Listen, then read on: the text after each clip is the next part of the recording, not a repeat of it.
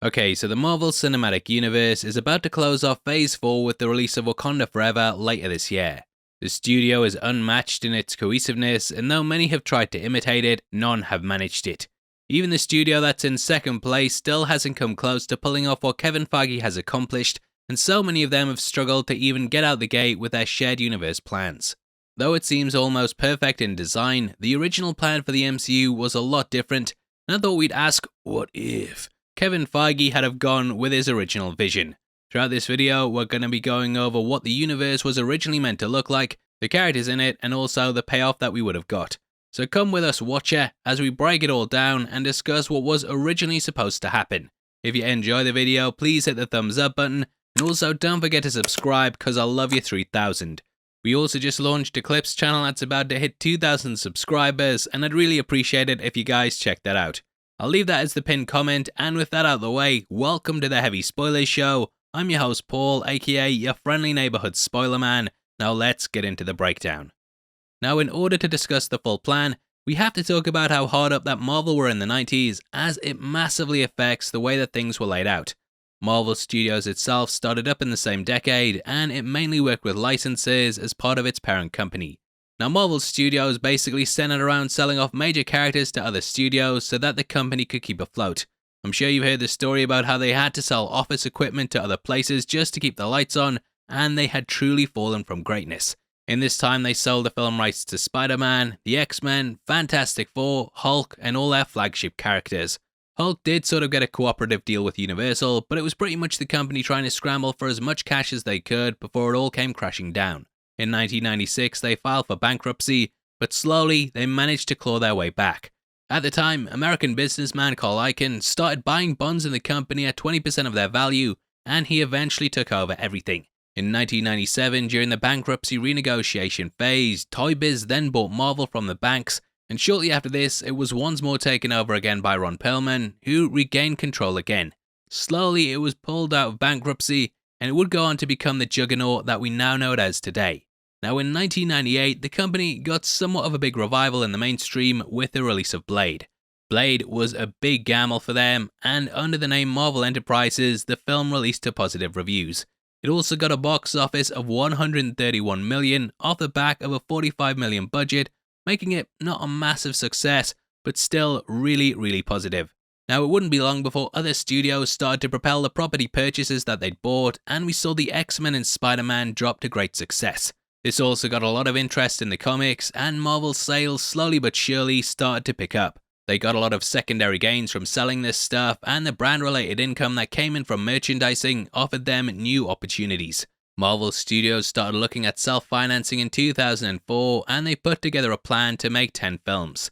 This was going to span across an 8-year window, with us getting roughly one a year, but in some instances two. It's important to bear in mind that they didn't own the rights to Iron Man at this time, and thus he's not included in the original plan. New Line owned him up to November 2005, and then when they were released, it vastly altered what Marvel were going to do. What they wanted to create, though, was the following: a Captain America movie that started it all off, a Nick Fury one, Hawkeye, Power Pack, Shang-Chi, Black Panther, Ant-Man, Cloak and Dagger, and also an Avengers one. Now, the one that probably stands out the most to you there is the Avengers, who would have had a completely different lineup. We don't know the specifics here, but Nick Fury would have followed the same role that he did in the eventual Phase 1 that we got. He'd go around recruiting the other members of the team, and the Avengers themselves would be made up of the characters I mentioned.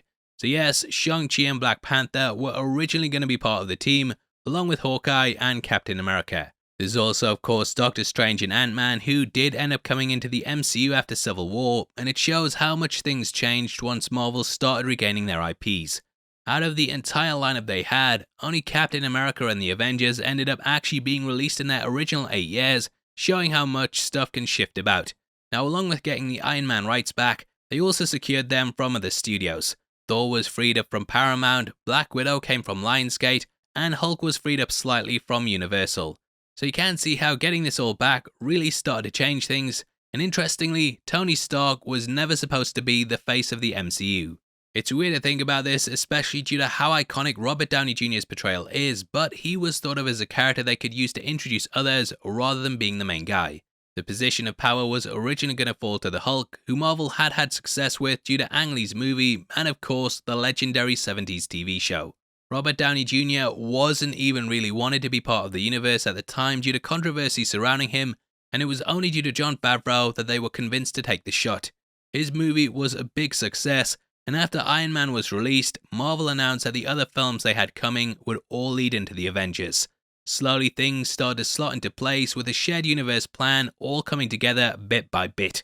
Tony appeared in The Incredible Hulk, Thor was hinted at in Iron Man 2, and then Thor itself ended with a tease to the Avengers with Captain America showing the first trailer for it. Now from this point onwards, Marvel came to realise how important it was to have a plan in place, and they of course finished out the Avengers with a tease towards Thanos in the post-credits scene.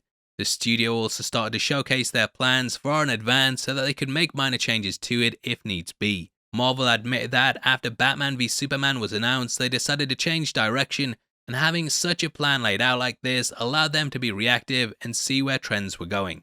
There was also Spider-Man Homecoming that originally wasn't part of the lineup, but this all changed after the Sony email hack. The studio were heading down the Amazing Spider-Man route, but they ended up talking it out with Feige, and the two sides came to a deal that allowed him to come back into the universe.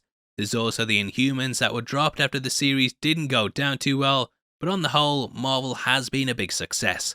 They've reached the point now where they've almost got back the rights to all their original characters, and going forward into Phase 5 and 6, we'll be seeing more from the Fantastic Four and likely the X-Men. Some of the standout things about the original plan too are characters that we never really got in the MCU. Though Cloak and Dagger got a show, we still haven't heard anything about Power Pack, and they're probably the most obscure characters on the entire list. There's also the Nick Fury movie, which I think we will sort of get when Secret Invasion rolls around.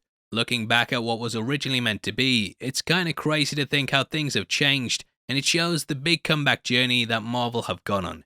Here's an organisation that had to sell filing cabinets to stay afloat, and they now completely dominate the industry.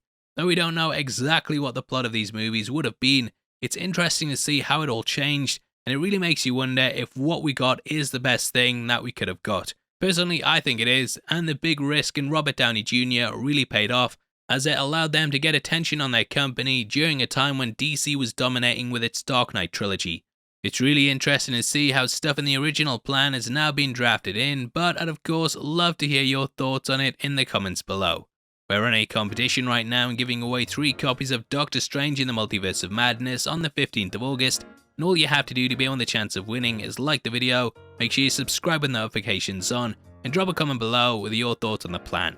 You pick the comments at random on the 15th, and the winners of the last one are on screen right now, so if that's you, then message me on Twitter at HeavySpoilers. If you want something else to watch, then make sure you check out our breakdown of the original plan for Doctor Strange in the Multiverse of Madness.